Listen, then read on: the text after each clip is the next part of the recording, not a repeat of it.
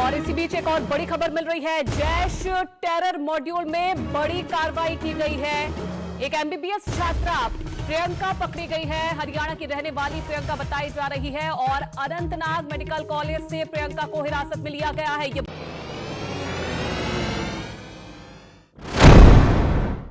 आदाब, मैं हूं मुमताज आलम रिजवी और इस वक्त मैं बात कर रहा हूं दिल्ली धमाके की। दिल्ली धमाके में एक बड़ा नया नाम सामने आया है।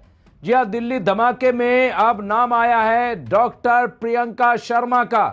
जी हां, ये बड़ा नाम है और इन्हें गिरफ्तार किया गया, इन्हें अरेस्ट किया गया और इनसे पूछताछ शुरू कर दी गई है।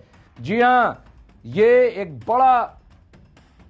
एक बड़ी कार्रवाई के तौर पर देखा जा रहा है। दरअसल अब तक यही नाम चलाया जा रहा था तमाम मीडिया में कि जो भी अरेस्टिंग हो रही है, जो भी गिरफ्तारी हो रही है, वो सिर्फ मुस्लिम डॉक्टर्स की हो रही है।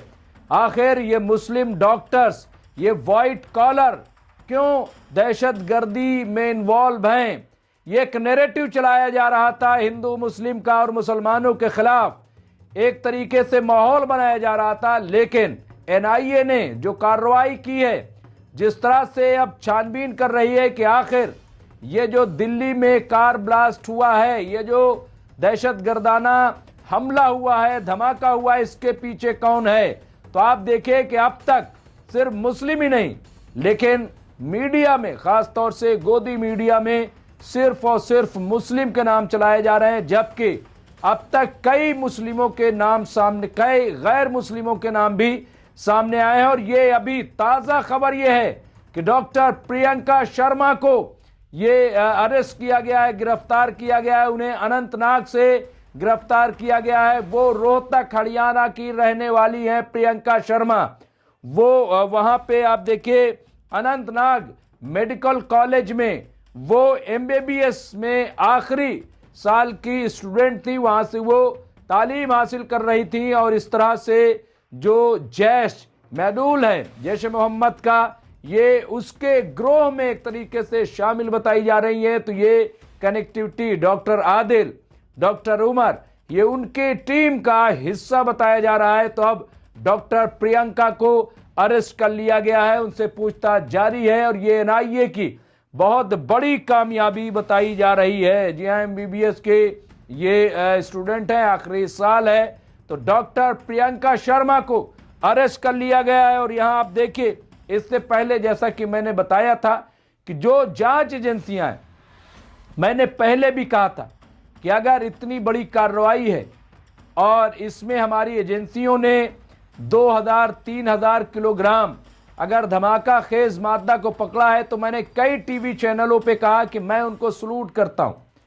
अगर ईमानदाराना कार्रवाई हो बगैर किसी भेदभाव के, तो मैं समझ दहशतगर्द हैं, जरूर पकड़े जाएंगे और उन्हें जरूर पकड़ना चाहिए। अब यहां जो कार्रवाई देखी हुई है, ये बड़ी कार्रवाई के तौर पे इसे देखा जा रहा है। यहां डॉक्टर प्रियंका शर्मा, इससे पहले भी जो नाम आए हैं, देवेंद्र, दिनेश, सोनू, शोभित, वीरेंद्र, ये सब भी पकड़े गए हैं। 2 लोगों को अरेस्ट किया गया था हापुड़ यूपी से। इसी तरीके से हरियाणा से भी कई और नाम सामने आए हैं। तो इस तरह से देखा जाए तो ये पूरा मिला जुला खेल है। आपको बता दें कि दिनेश शर्मा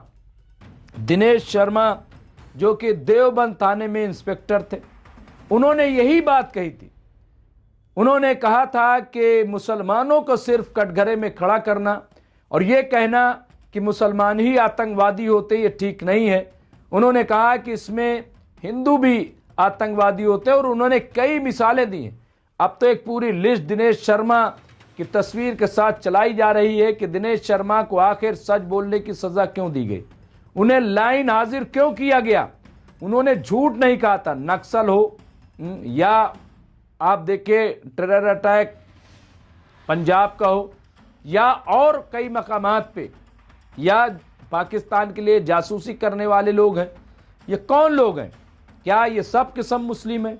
ऐसा हरगिज नहीं है।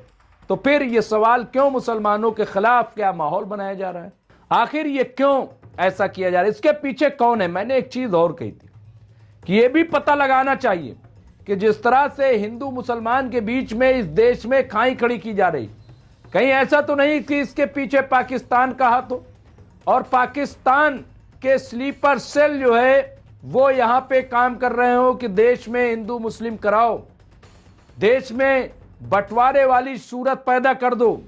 मैं फिर एक बार कह रहा हूं, तमाम एजेंसियों को खबरदार रहना चाहिए कि ऐसा कोई भी अगर करता हुआ नजर आए तो उसे फौरन उसके खिलाफ कार्रवाई होनी चाहिए, क्योंकि देश जो है, मैंने कहा था भारत के, आज देखिए पूरी दुनिया में भारत पर नजर है, पूरी दुनिया की।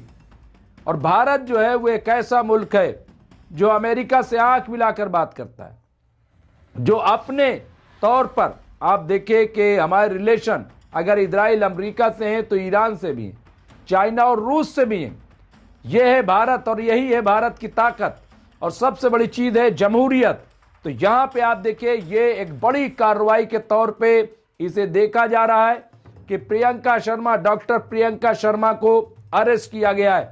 अब जो लोग नैरेटिव चला रहे थे हिंदू मुस्लिम का, जो लोग मुसलमानों को कटघरे में कि खाते यही कहां हैं, रहते यही कहां हैं और गद्दारी करते हैं, और पूरे, और आपको बता दें ये चंद लोगों के खिलाफ नहीं बल्कि देश के 20-25 करोड़ मुसलमानों को कटघरे में खड़ा कर देते, उनको ये कहते हैं। अच्छा, जब सवाल पूछ लिया जाए, मैं बार बार कहता हूं कि सब बातें ठीक है, लेकिन धमाका कैसे हो गया, कहां कमजोरी रह गई, कहां जांच में कमी रह गई, पकड़े गए उसके लिए मुबारकबाद, लेकिन जो धमाका हो गया इस पर तो सवाल खड़े होंगे। तो क्या सवाल खड़ा करना गुनाह है? क्या सवाल पूछना गुनाह है? हम अगर सवाल पूछ लें पहलगाम पे, हम अगर सवाल पूछ रहे पुलवामा पे, तो क्या ये गुनाह? ये गुनाह नहीं है, बल्कि ये जवाबदेही है। हमारे वजीर आजम जब अपोजिशन में थे, नरेंद्र मोदी जी, वो कहते थे कि देश के अंदर धमाका उस वक्त होता है कि जब सरहदें कमजोर होती हैं। क्या उनसे अब सवाल न किया जाए कि क्या देश की सरहदें कमजोर हो गई? क्या हुआ ऐसा? आपने नोटबंदी की ताकि आतंकवाद खत्म हो जाए, आपने 370 खत्म किया ताकि आतंकवाद खत्म हो जाए, आपने क्रैकडाउन किए बहुत से ताकि आतंकवाद खत्म हो जाए। तो क्या आतंकवाद खत्म हो गया? खत्म हुआ आतंकवाद? नहीं खत्म हुआ। तो ये आप देखिए, ये इस वक्त की बड़ी खबर है कि यहां पे प्रियंका शर्मा वो पकड़ी गई है, गिरफ्तार किया गया है, और जैश ए मोहम्मद के साथ जो उनका मेडूल है उसका हिस्सा बताई जा रही है। इस पर पूरी जानकारी हम और देंगे। अभी फिलहाल जांच चल रही है, जो भी होगा हम अपडेट करते रहेंगे, जो भी होगा हम आपको अपडेट करते रहेंगे। देखते रहिए एमएमसी न्यूज इंडिया। बहुत बहुत शुक्रिया।